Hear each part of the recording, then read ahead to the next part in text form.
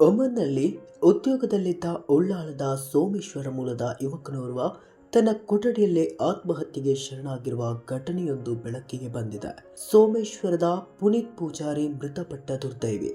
ಪುನೀತ್ ಕಳೆದ 1.5 ವರ್ಷಗಳಿಂದ ಒಮನ್ನ ಲಿಫ್ಟ್ ಕಂಪನಿಯೊಂದರಲ್ಲಿ ಕೆಲಸ ಮಾಡ್ತಾ ಇದ್ರು. ಇತ್ತೀಚೆಗೆ 1.5 ತಿಂಗಳ ಹಿಂದೆಯಷ್ಟೇ ಊರಿಗೆ ಬಂದು ಮರಳಿದ್ದರು.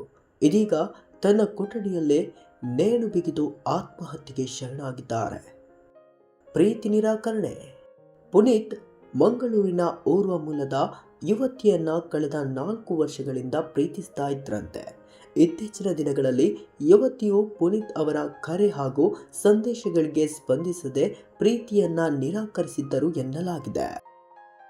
Live video. ಪ್ರೀತಿ ನಿರಾಕರಣೆಯಿಂದ ಮನನೊಂದಿದ್ದ ಪುನೀತ್ ಸಾಮಾಜಿಕ ಜಾಲತಾಣದಲ್ಲಿ ಲೈವ್ ವಿಡಿಯೋ ಮಾಡಿ ತನ್ನ ಕೊಠಡಿಯಲ್ಲೇ ಜೀವಾಂತ್ಯಗೊಳಿಸಿದ್ದಾರೆ.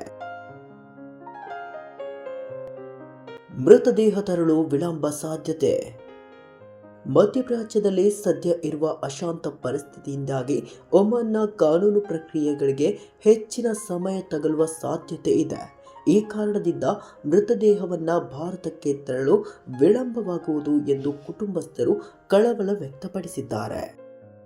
ಒಟ್ಟಿನಲ್ಲಿ ಜೀವನ ಕಟ್ಟಿಕೊಳ್ಳಲು ವಿದೇಶಕ್ಕೆ ಹೋಗಿ ಪ್ರೀತಿಯ ಬಲೆಯಲ್ಲಿದ್ದ ಯುವಕನಿಗೆ ಅವಳು ಬಿಟ್ಟು ಹೋದ್ಲು ಎಂಬ ಕಾರಣಕ್ಕೋ ಗೊತ್ತಿಲ್ಲ, ಆದರೆ ತನ್ನನ್ನು ಹೆತ್ತು ಹೊತ್ತು ಸಾಕಿದ ತಂದೆ ತಾಯಿಯ ಮುಖವಾದರೂ ಜೀವಾಂತ್ಯಗೊಳಿಸುವಾಗ ನೆನಪಿಗೆ ಬರಲಿಲ್ಲವಲ್ಲ ಎಂಬುದೇ ನೋವಿನ ಸಂಗತಿ.